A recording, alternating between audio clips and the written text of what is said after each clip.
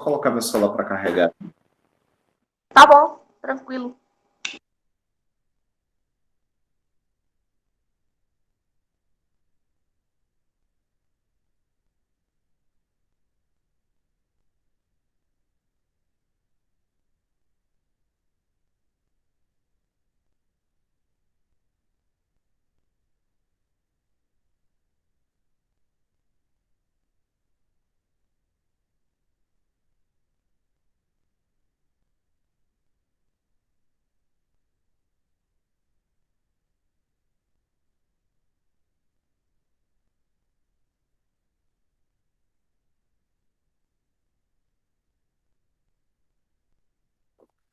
Pronto.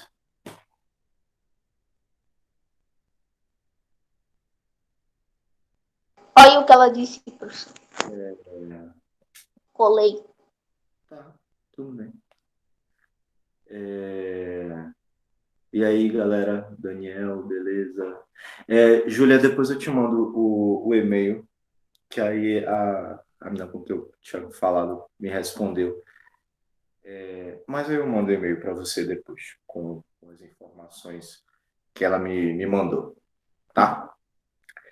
Enfim, para a gente não entrar nos detalhes sórdidos da questão, para o povo ficar curioso. Enfim, aí a gente vai ter o seguinte: na aula passada a gente terminou de falar, o assunto ainda é sobre abolição, imigração e urbanização. Eu não sei se quem estava antes era Jonathan, né? O roteiro de simulado já tá disponível na plataforma de vocês, né? Nosso assunto para a prova tem Professor, revisão. Você passa, não, não vai ter revisão, não. Nosso assunto da prova vai ser todo em cima dessa abolição, imigração e urbanização, tá? Talvez eu use, a depender de como a gente caminhar aqui, talvez eu use nossa última aula de história para ilustrar. Talvez eu use nossa última aula de história para poder finalizar artes. Então, é possível que na sexta-feira, ao invés de eu dar uma aula de artes, uma de história, eu dei duas aulas de artes. Isso vai depender de como forem nossas aulas de hoje, amanhã e quinta. Tá? E aí, qualquer coisa eu posso passar, dar na última aula de história uma atividade para.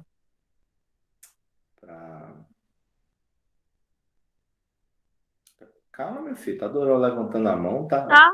com espasmo?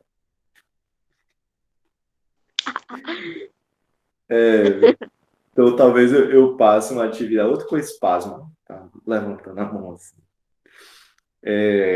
Eu passe uma atividade para poder ajudar a facilitar na prova aí. Voltou com espasmo. Diga, Luiz Carlos. Ô, professor, por que se chama simulado? Não deveria se chamar simulado, porque vale ponto. Se chama simulado porque Uma travadona.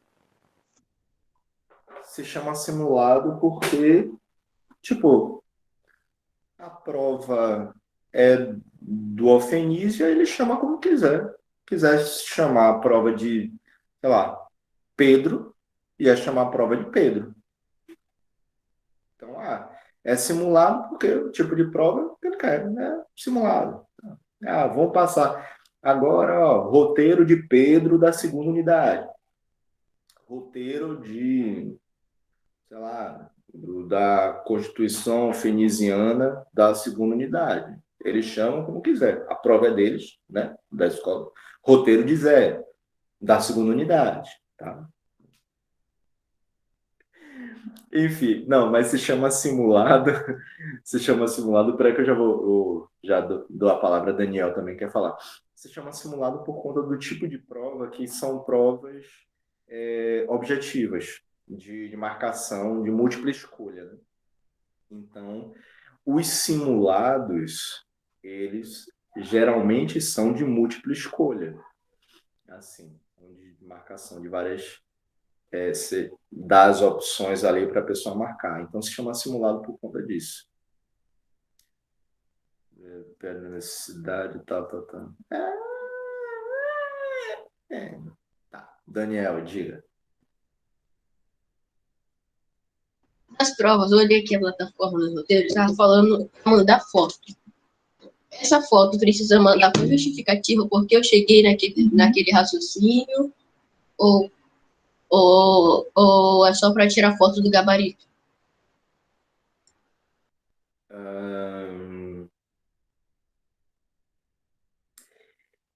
Aí no caso das exatas, né? É como você fez o cálculo para poder chegar àquele resultado. Então, porque o gabarito, de qualquer forma, você tem lá a marcação normal, né? Marcou, para não sei o que, não tem como alterar.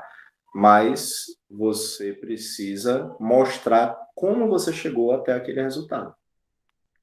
É isso. Eu acredito que seja isso. Deixa eu até ver como é que está escrito aqui.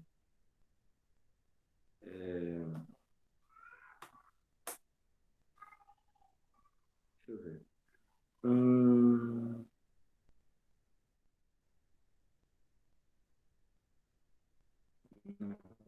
não está aqui não. É no outro.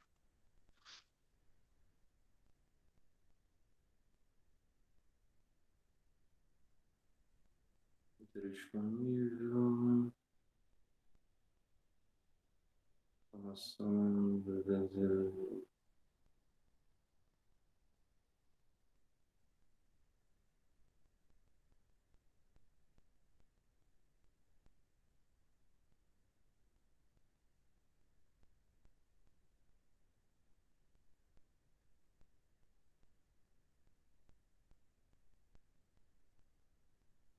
Não sei não.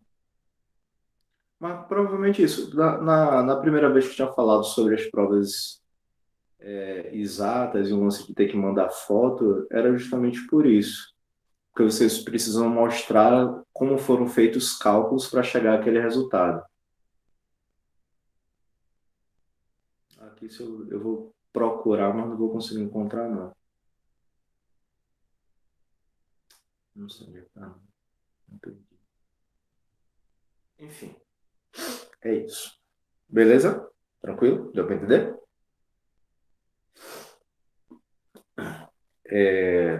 Vamos voltar aqui a falar sobre o capítulo 16, na página 195. A gente terminou na aula passada de falar sobre a página Professor, 194. Oi. eu faltei na sua aula passada, mas sabe Luísa? Luísa. Não sei. Eu conheço várias Luísas. Então, não sei. Que Luísa?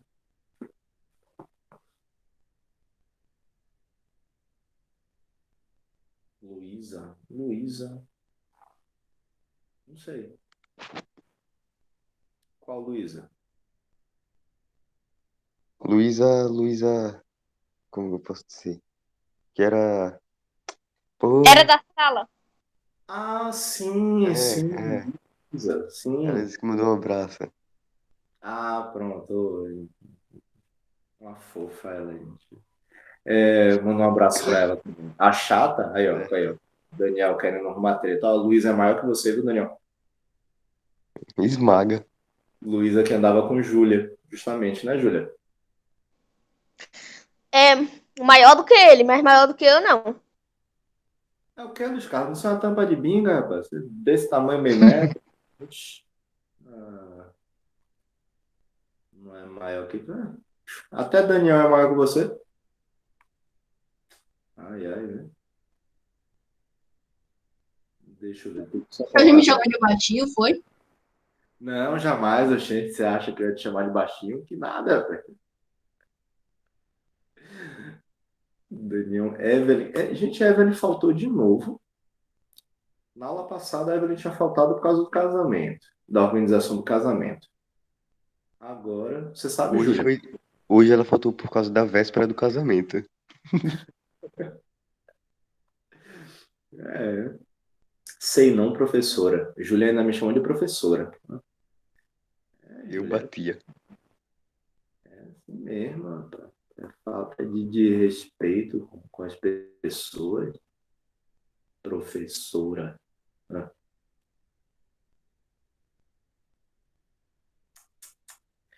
Ai, ai, viu? Enfim, vamos lá, meu povo. É,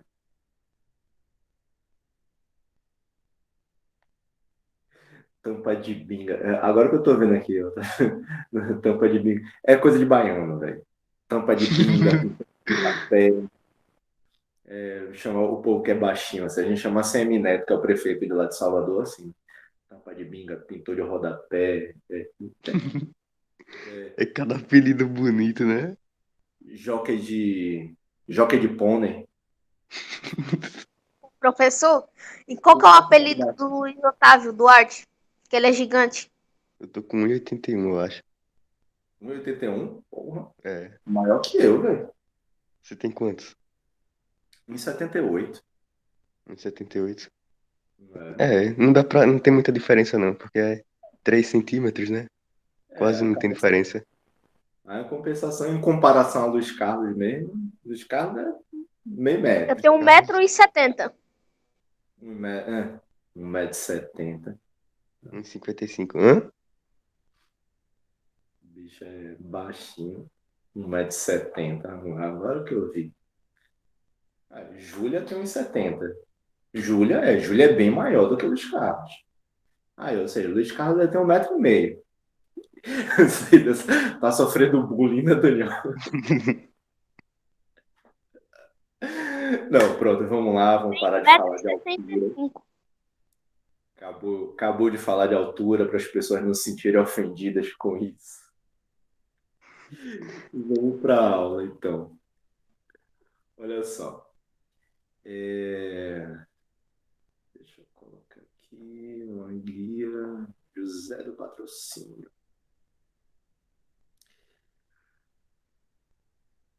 Pronto. Então, a gente tem aqui o seguinte. O movimento abolicionista no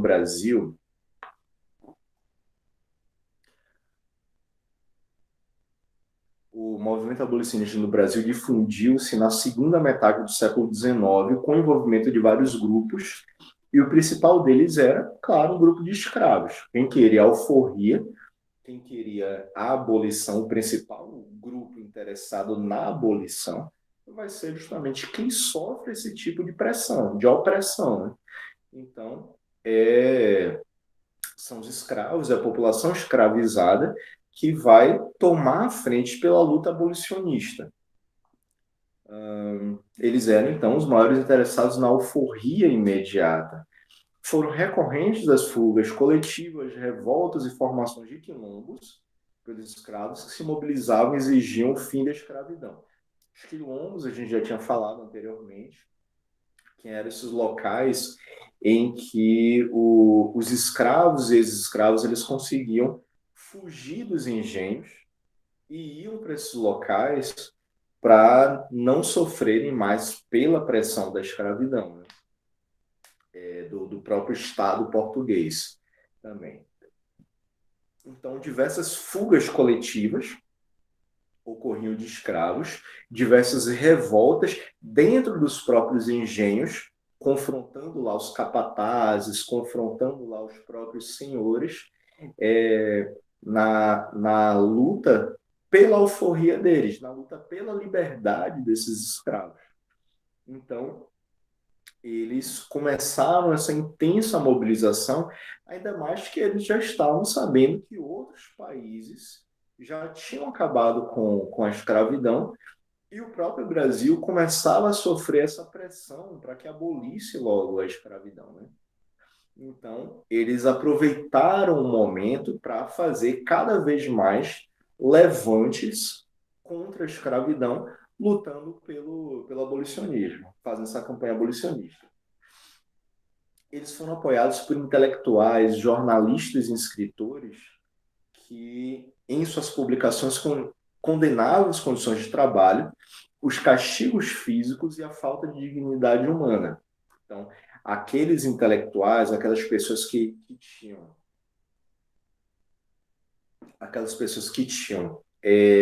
mais condições de difundir suas ideias, eles aproveitavam o seu papel, aproveitavam o seu espaço dentro da sociedade para poder fazer essas campanhas, colocar em jornais, os jornais que eram distribuídos entre diversas pessoas, entre intelectuais, entre estudiosos, entre as pessoas que sabiam ler, que eram a minoria.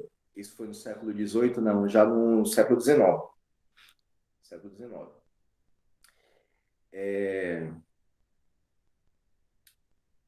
Então, entre intelectuais, jornalistas, escritores, eles começavam a difundir essas campanhas abolicionistas, né? Eles que defendiam a ideia do fim da escravidão também, muito por conta já da influência do próprio iluminismo, do liberalismo, tudo que tinha a ideia de que a escravidão era errada. Então, eles traziam consigo esses estudos, essas campanhas, para poder condenar essas condições de trabalho escravo, falar dos castigos físicos que rolavam contra os escravos, que afinal de contas a gente até sabe que a expectativa de vida dos escravos era muito menor do que do restante da população, por conta dos castigos físicos e psicológicos também que eles sofriam. Não é à toa também que a vida útil do escravo era em torno de 10, 15 anos. A vida útil eles conseguiam trabalhar durante 10, 15, 20 anos no máximo, aqueles que eram mais ligados ao trabalho pesado, né? O trabalho na lavoura, na agricultura, aqueles que pegavam pesado mesmo. Porque tinham outros escravos que trabalhavam dentro das casas mesmo, que aí passavam 30, 40 anos lá por dentro. Profissionais liberais, militares e membros do clero também se engajaram na campanha abolicionista.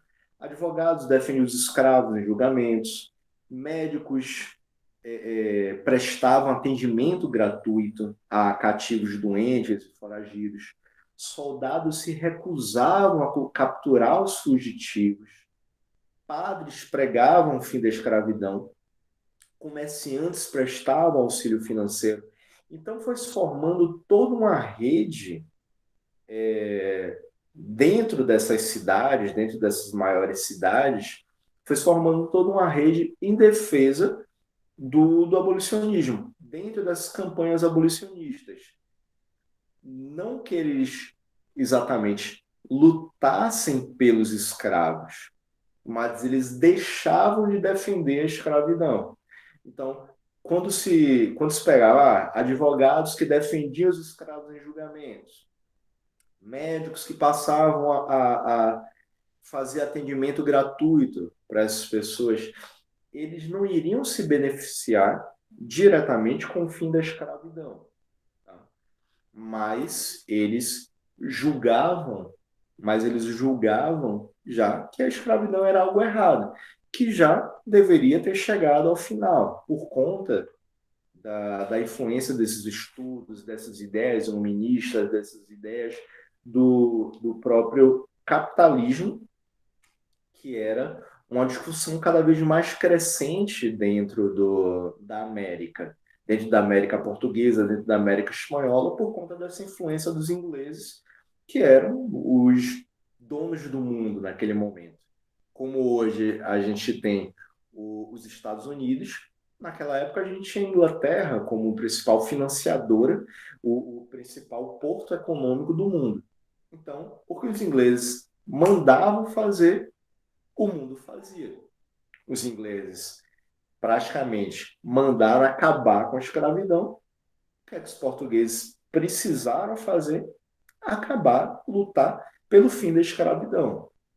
Demorou? Demorou. Mas acabaram fazendo. E isso, essas campanhas abolicionistas, várias pessoas tiveram essas ideias iluministas, essas ideias liberalistas, eles fizeram parte dessas campanhas. Na província de São Paulo formou-se um grupo abolicionista chamado os Caifases, que era grupo abolicionista que se formou em São Paulo, segunda metade do século XIX. O nome foi inspirado em uma passagem do Evangelho de João. Faça a mínima ideia disso.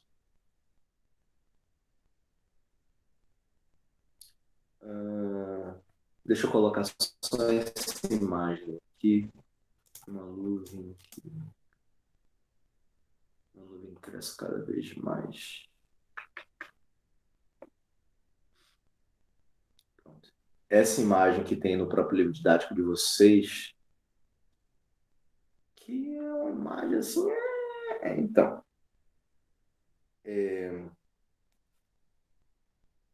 Então, os Caifases, eles organizavam e, página 195, organizavam e acobertavam fuga de escravos, auxiliavam seu encaminhamento para os quilombos, estimulavam as revoltas. Então, os Caifases eram formados, geralmente, por pessoas da alta sociedade, por esses intelectuais, pelos jornalistas, por pessoas influentes dentro da sociedade luso-brasileira, que se formaram enquanto abolicionistas, enquanto a favor da abolição da escravidão. Quem começou a ideia de escravizar os africanos os europeus. Os europeus, eles já enxergavam a África enquanto um continente não civilizado. Então, eles passaram a enxergar eles como um povo inferior. E os trouxeram para o Brasil, tanto que tentaram escravizar e escravizaram durante algum tempo a população indígena daqui, só que não se deram tão bem porque primeiro os indígenas conheciam muito bem o território.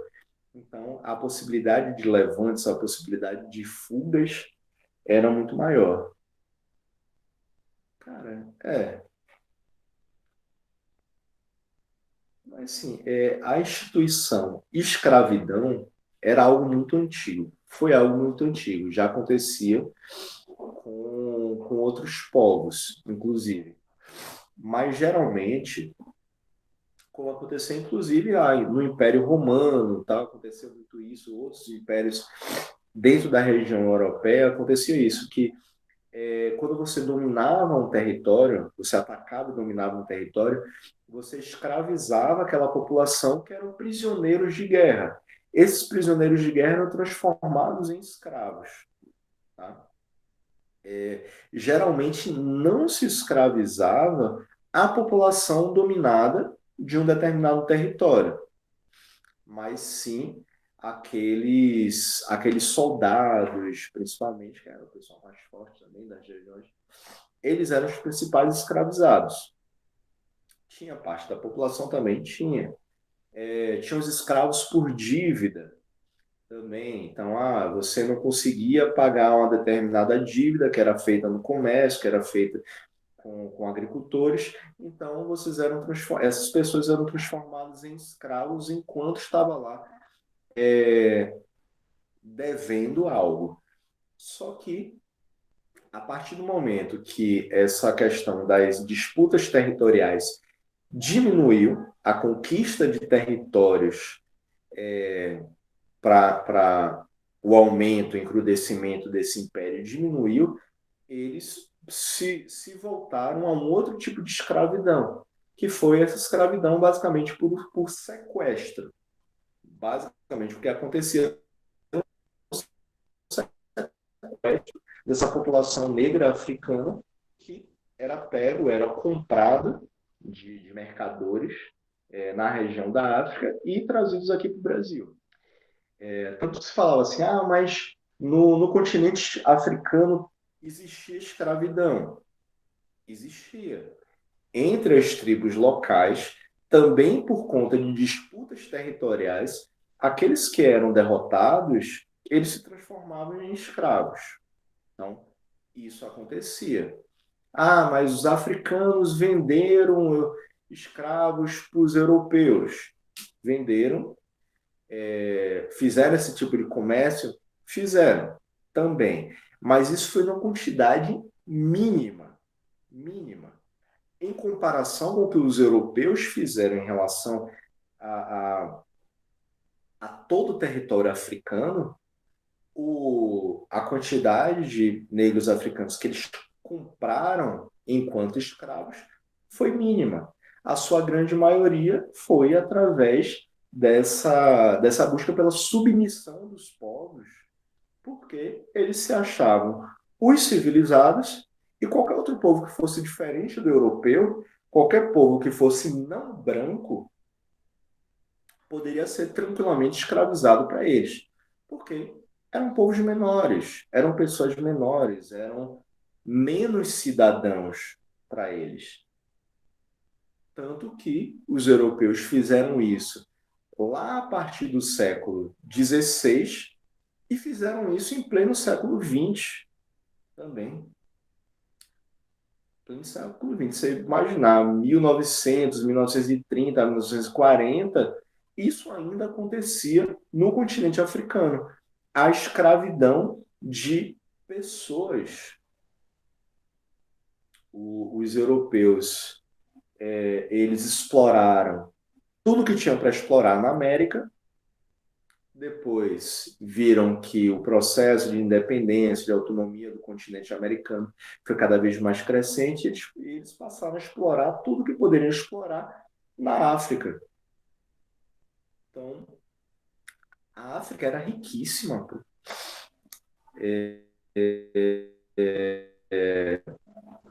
Só que foi constantemente destruída, invadida, destruída.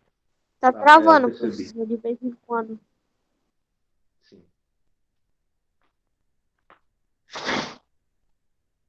Enfim, eu espero que melhore. Eu não tenho muito o que fazer em relação a esses travamentos.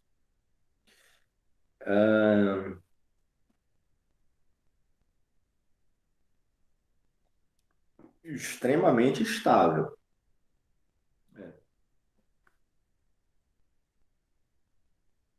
Conexão estável é isso. Ela é ruim. A conexão é ruim, ou seja, ela é estável na ruindade. Ela não fica boa, nem fica péssima. Ela é ruim o tempo todo. Então, isso é estável. Né? A estabilidade da merda. Ela é estável na instabilidade, é isso. Exatamente.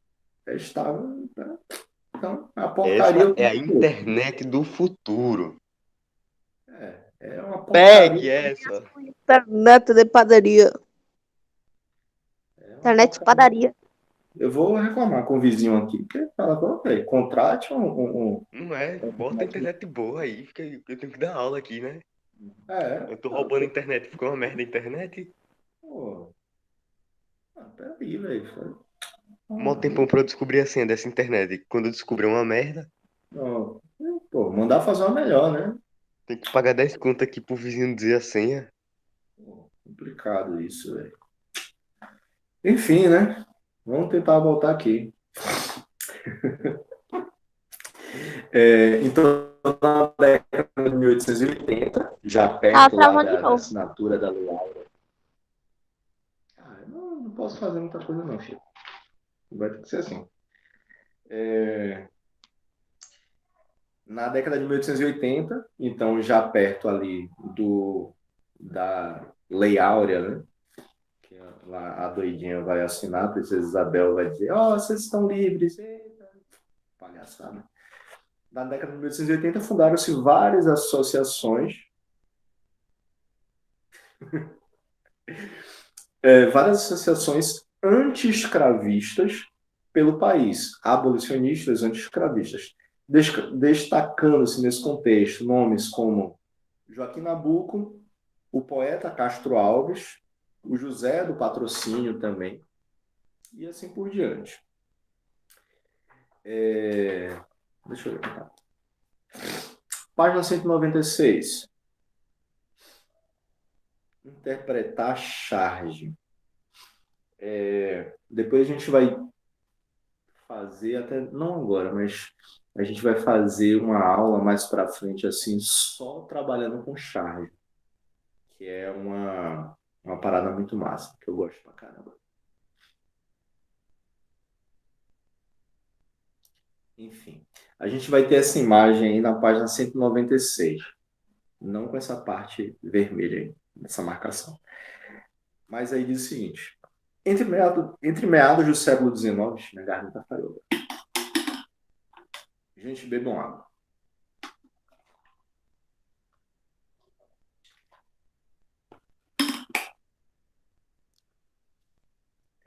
Se hidratem. Entre meados do século XIX e a primeira década do século XX, destacaram-se na imprensa brasileira as charges do jornalista Ângelo Agostini, considerado o primeiro cartunista do Brasil.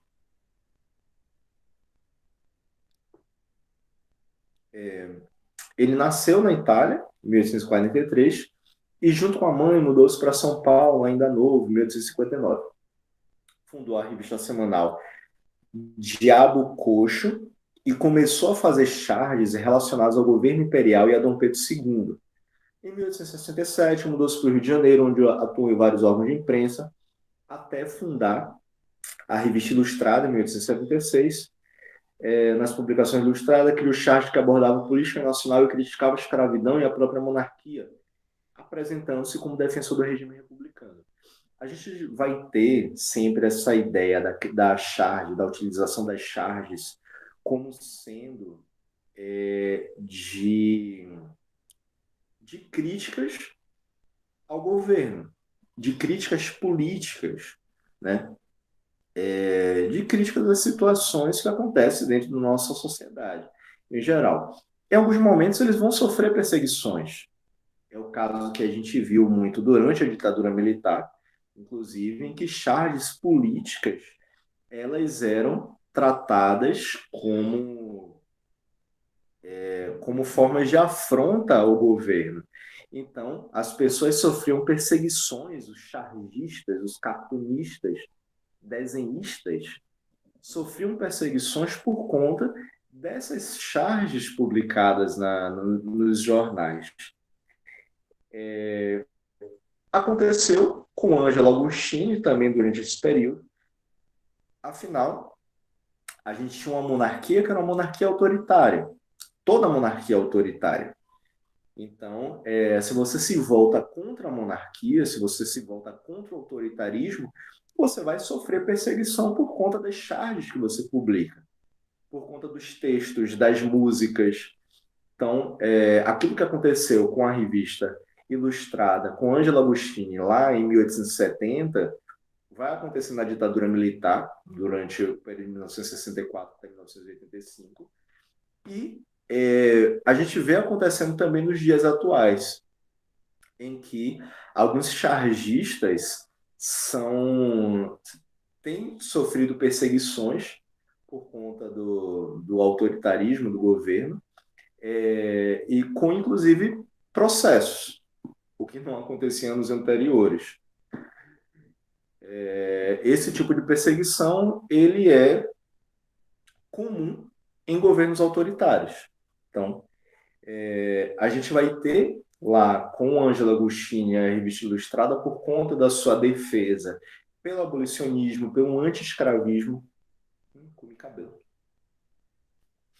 e pela sua luta, pela sua defesa de uma república no Brasil, pelo fim da monarquia e o início de um Brasil república, de um regime republicano, ele acaba sofrendo também perseguição graças às charges que ele publica nos jornais.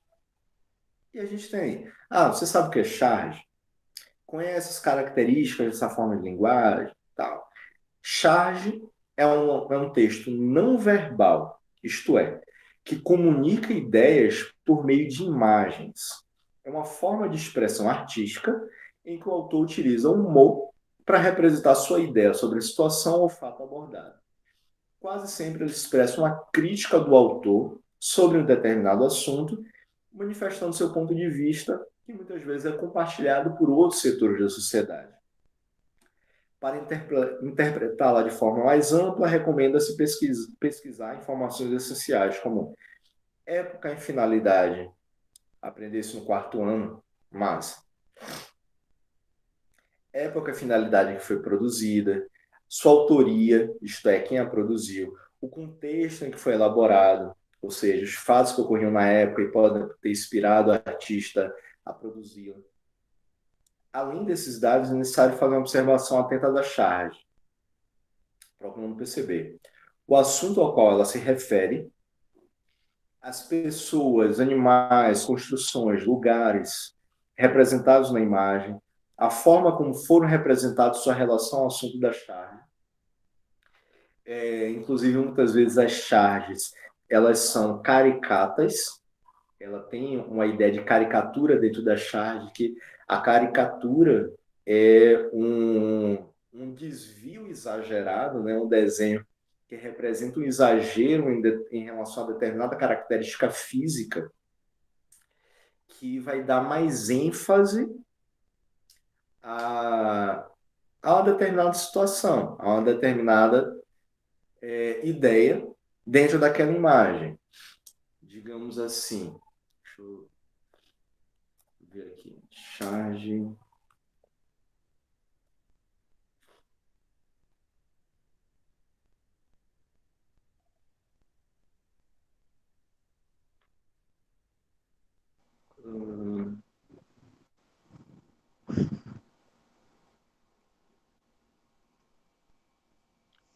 Pronto.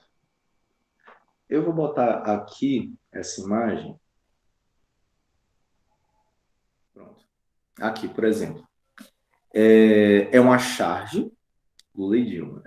É uma charge de Lula e Dilma, não sei o ano exatamente que foi isso, mas já. Aí você precisa se atentar a tudo que consta na imagem. A ideia do exagero, eu falar caricato, a ideia do exagero, da tesoura grande, o tipo de pensamento, o tamanho da língua. E aqui o jornal falando, declarações de Lula em Cuba. Então, tipo, você precisa compreender o contexto histórico disso daqui, o que foi que aconteceu, que tipo de declaração foi. Você precisa estar atento aos acontecimentos em geral. Isso daqui provavelmente foi quando Dilma era presidente e tal. É tipo desde aquela época que 2 mais 2 era igual a 5. Eu parei. Ou outro, por exemplo,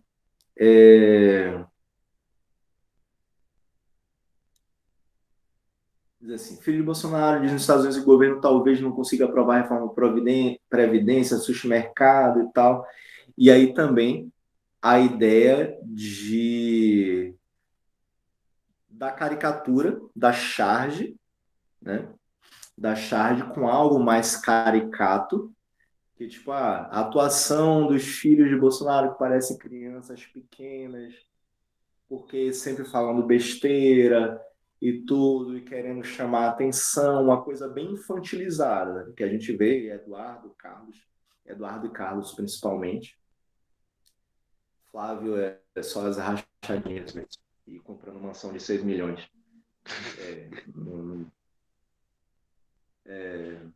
Tendo lá a incrível fábrica de chocolate dele. E aí, pronto, com o bonezinho do Trump, por conta de toda a propaganda que ele fazia do Trump em 2000 para as eleições, né, de 2020.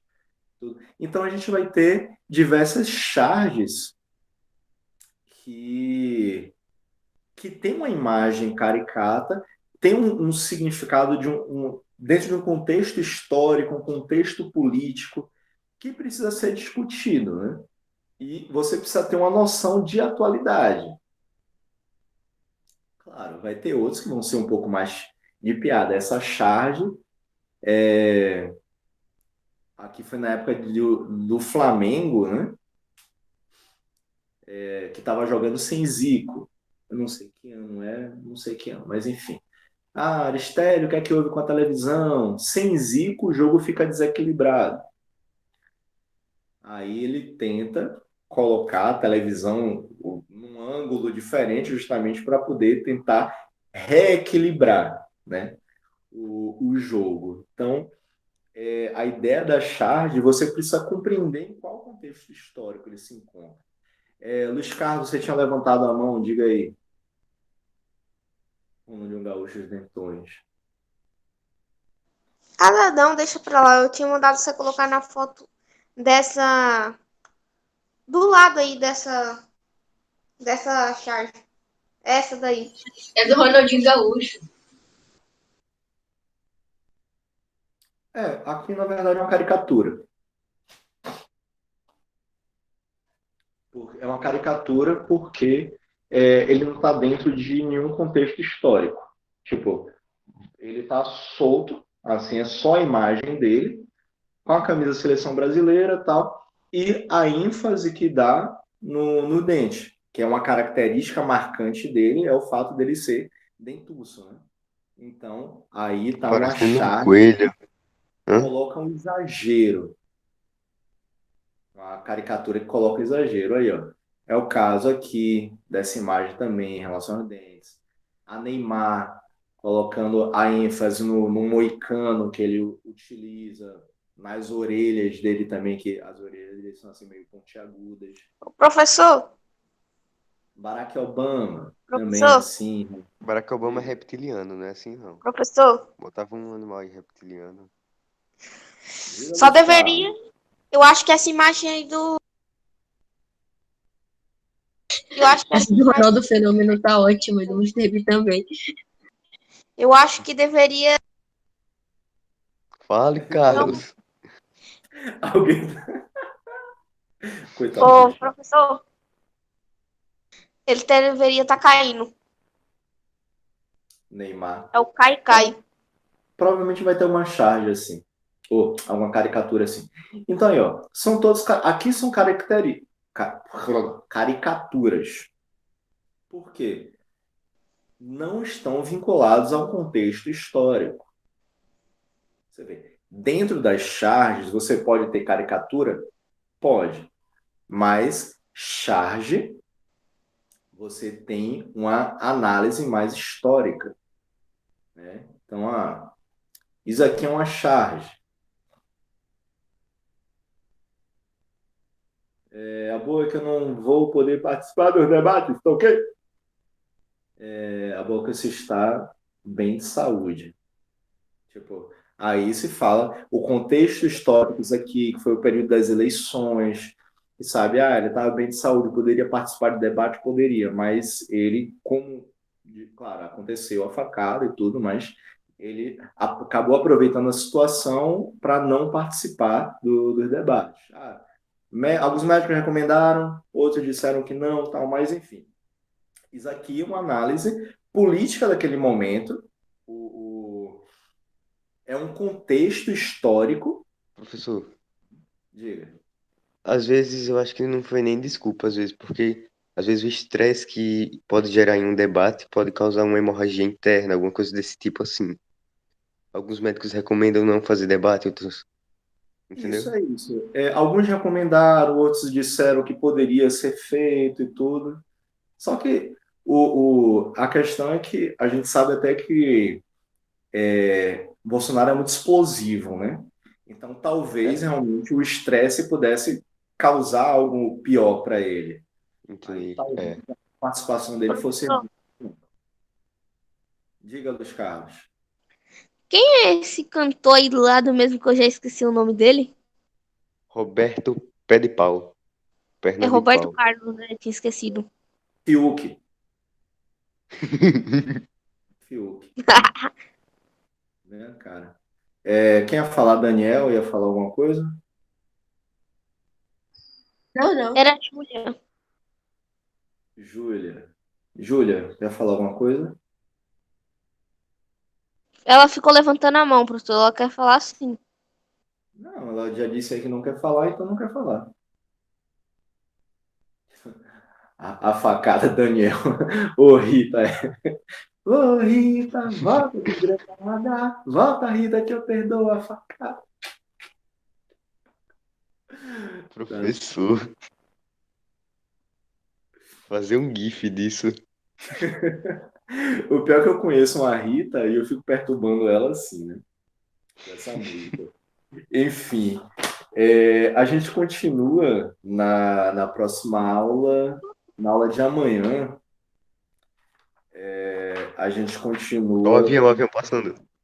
Dá pra as leis escutar? abolicionistas.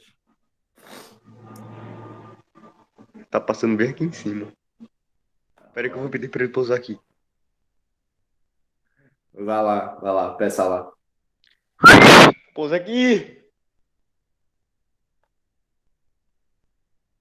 O que foi Será que isso? deu pra ouvir? Será que ele conseguiu te ouvir, Otávio? Escutou, escutou? Até acenou ali. Eu vi no vidrinho ali, ele Ah, acenou pra massa. mim. Ele vai fazer o retorno, né, agora. É. Tá certo. Galera, 9h30. Então, finalizando a aula daqui, a gente continua a nossa aula de história amanhã, falando sobre as leis abolicionistas. Beleza? Beleza. Tchau, Então, professor. falou, Tchau. tchau, Tchau. até amanhã. E eu vou ali no meu aviãozinho. Vai lá, dar uma volta. Tchau. Tchau. De boas na lagoa. Agora é Cleide, né? Vita ainda tá aqui.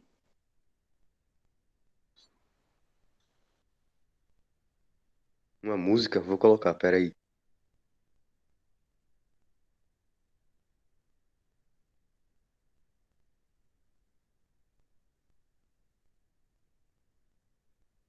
Dá vontade de ligar o videogame e começar a acelerar aqui o carro. Relaxe, relaxe, relaxe. Vou botar uma massa. Não, Rita não, merda de Rita.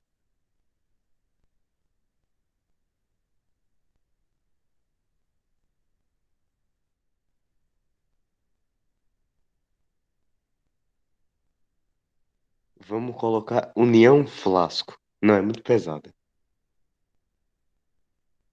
Já é pedir pra Luciano me expulsar.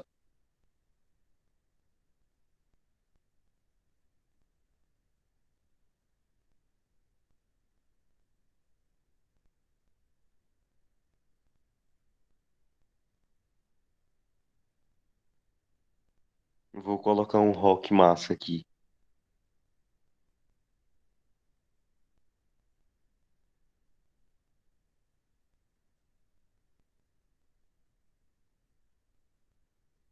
Até que enfim, né? Você teve um bom gosto nessa merda.